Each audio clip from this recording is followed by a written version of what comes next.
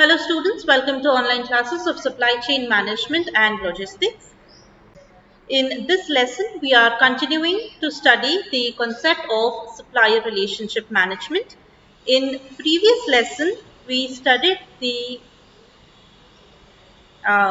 meaning of supplier relationship management as to what it is, what is the need for supplier relationship management, and what does it include. That is, aspects or dimensions of supplier relationship management, which includes supplier relationship management business practices and SRM software, right? So under SRM business practices also we studied what are the different steps or to implement or execute SRM. So this is something that we have already covered in the previous lesson.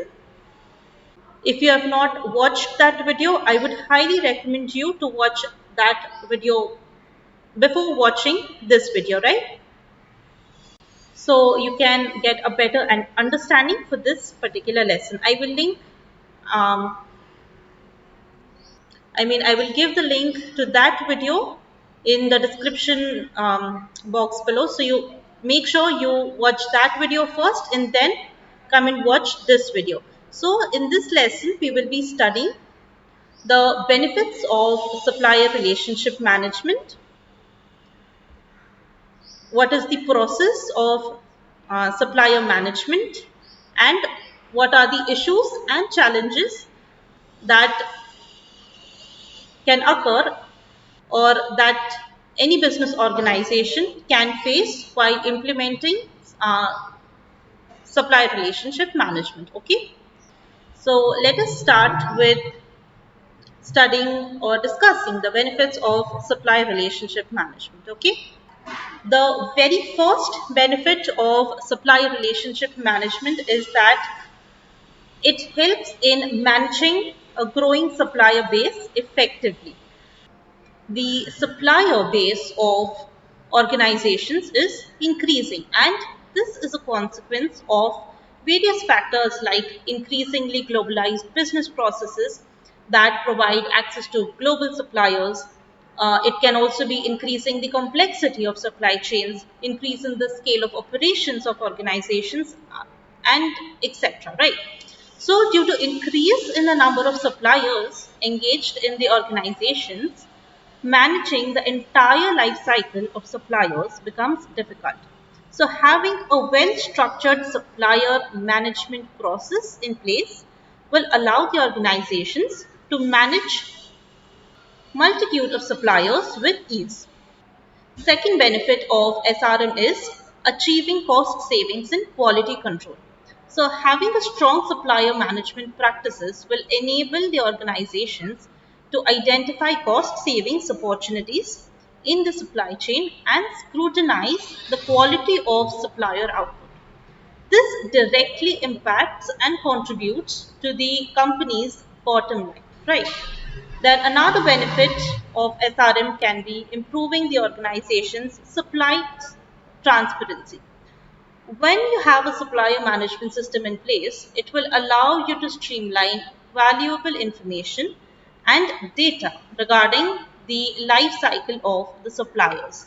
It enables the organizations to have increased transparency into the number and the type of engaged suppliers and how they are performing, and it also helps in identifying the areas of improvement and design strategies to improve their performance further. Next benefit of SRM is tracking compliance of relevant parameters. Every supplier has to fulfill specific set of parameters to ensure they are fulfilling the requirements of the organization. Using a supplier management system, you can evaluate the supplier's compliance with the set of parameters and identify the scope of improvement to derive its maximum value. Right, as now this particular point we have studied that why the supplier relationship management is required. First is to to evaluate if the suppliers are performing as per the organizational requirements or not.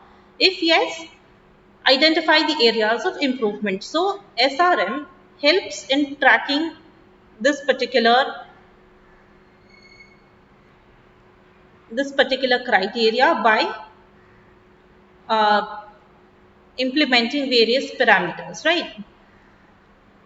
Then next is evaluating supplier performance. Now this is possibly one of the essential benefits of having supplier relationship management. You need to know how your suppliers are performing because your organization's performance is mostly dependent on them. Not only will supplier performance management allow you to evaluate supplier compliance, but it will also give you in-depth insights on their performance. So supplier management includes the creation of various KPIs to measure supply performance, and using these you can assess the value created by the supplier. Another thing is building development programs to support these suppliers. Once you have evaluated suppliers and identified areas for improvement, supplier management can help you design development programs to support suppliers, especially the one that caters to long-term or crucial requirements and help improve their performance. Another very important benefit of supplier relationship management is assessing and mitigating supplier risk.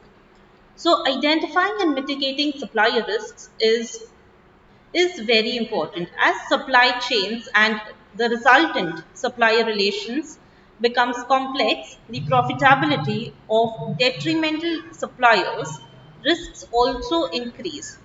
Supplier management helps to in identifying and assessing the impact of supplier risks and devising appropriate risk mitigating measures.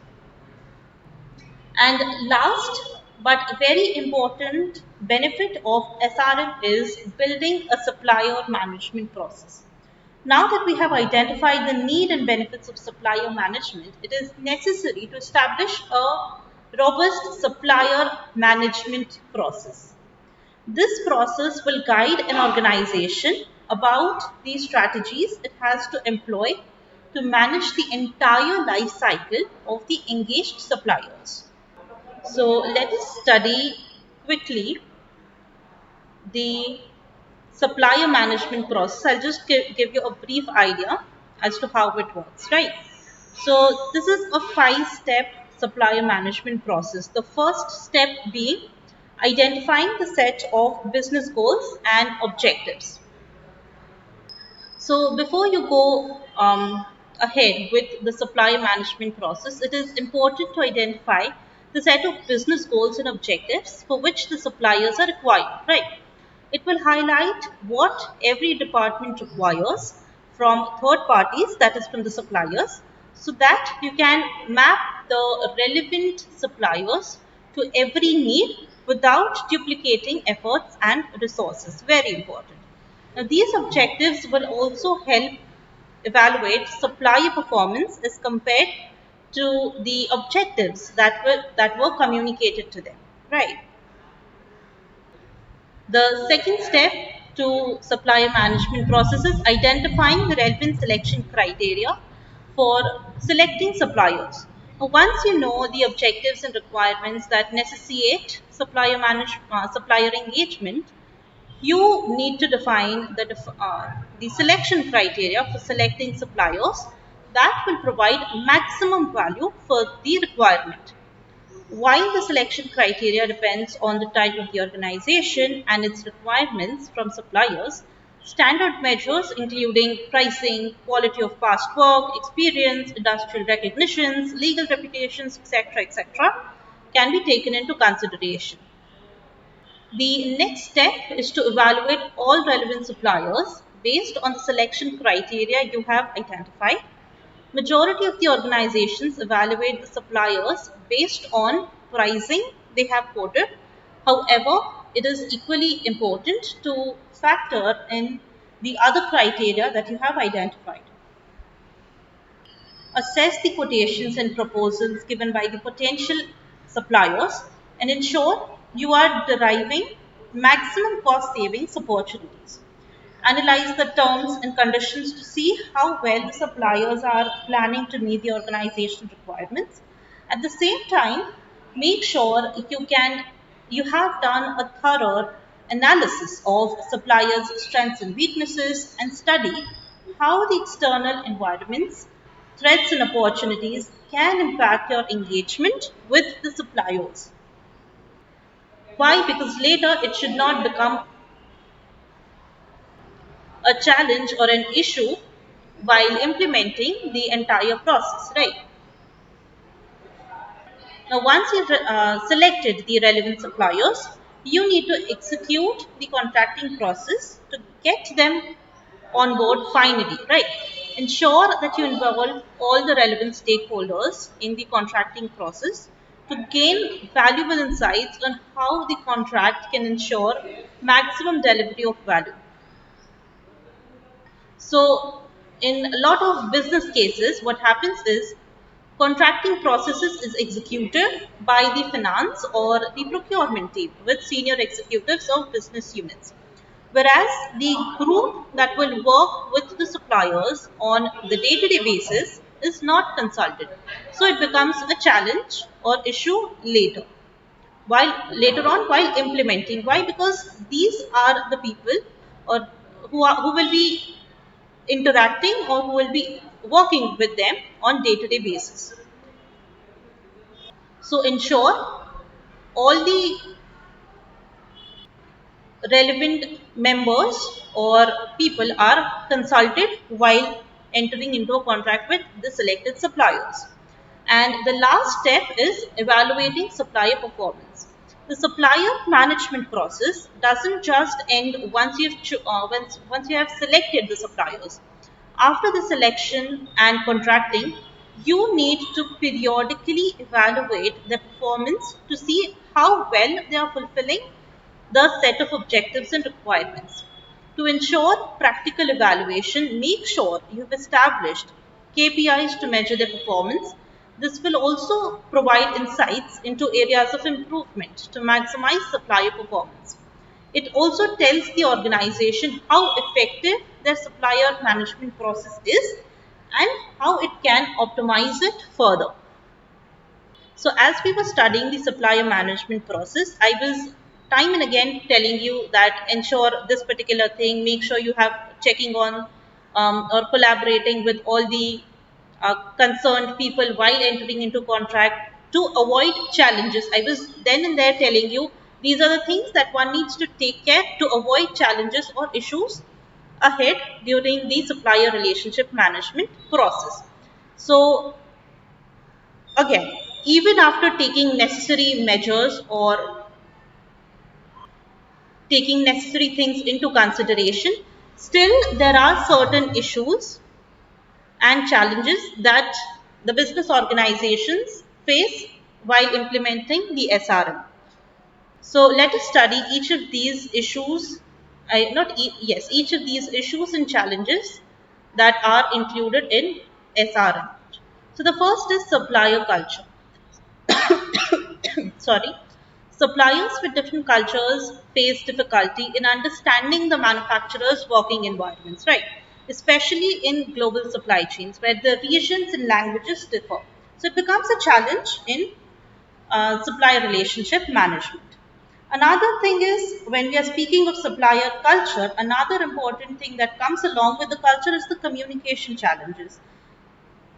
It it can initially or during basics it can be of the language barrier, and another aspect which is more complicated can also be when there is lack of transparency or clear communication about pricing or product quality or the requirements anything. So communication challenges also occur in supplier relationship management. Another challenge is lack of transparency. Lack of information dissemination about the processes involved in supply chain activities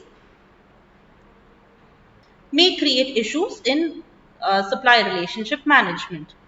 Suppliers may have multiple clients and therefore the delivery of materials may be delayed which can adversely affect the supply chains, right? So delay in deliveries is another issue. Next issue is damaged deliveries. At times, the materials or products may get damaged while in transporting them. The suppliers must provide replacements in such cases. And another challenge or issue in supply relationship management is disloyalty. Suppliers may not be totally honest, like in case of product quality supplied, quantity supplied, maybe during the pricing or providing relevant information regarding the product, price, materials used, anything. So in this case, it becomes a challenge in supply relationship management. Why? Because all these things, at least the delay in deliveries, damaged deliveries, disloyalty, creates or it rather affects the entire supply chain adversely. So these are certain challenges that has to be addressed while implementing the supply relationship management. So yes, students, I hope you've understood this particular concept. Thank you so much for watching this video. I really appreciate it. If you have any doubts or questions regarding this particular lesson, please let me know in the comment section below, or you can also ask me during the live lessons.